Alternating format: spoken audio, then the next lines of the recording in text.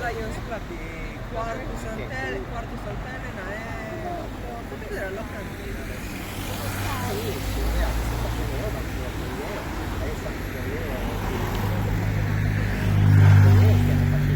Ci vediamo un po' in bene, in pausa, ma adesso studiamo e ci vediamo. Tu cosa hai fatto invece? Io studiavo lavorando alla Bravissima, bravissima Madrid. che bello, cosa vedete? Il 24 novembre si sarà bene e ci sono le cose che la sta in La facciamo tutti là.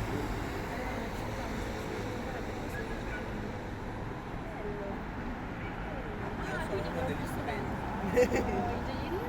ambientali. Importantissimo adesso. Lui non te lo dirà perché è una persona modesta, ma è impegnamentale, tra l'altro impegnatissimo. Tutti quelli in ingegneria sono dei geni.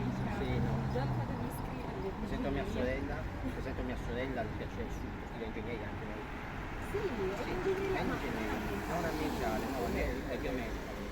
Allora ormai sono tutti i settori fondamentali. Ovvio, anche biomedica, ambientale, fondamentale, molto attuale, ce ne stavamo parlando adesso della riqualificazione di risorse che possono essere potenzialmente per l'ambiente, socialmente,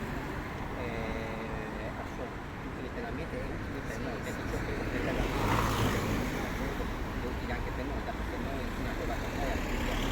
No, non solo viviamo nel territorio, l'ambiente se rimane un territorio.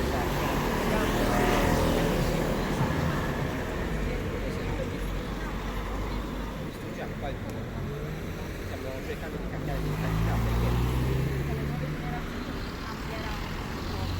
sì, anche per noi, perché abbiamo quello studiato perché sennò è anche ciao, è stato un piacere. Potete venire il... Ah, io non ci sono. Ciao Marco. Andiamo.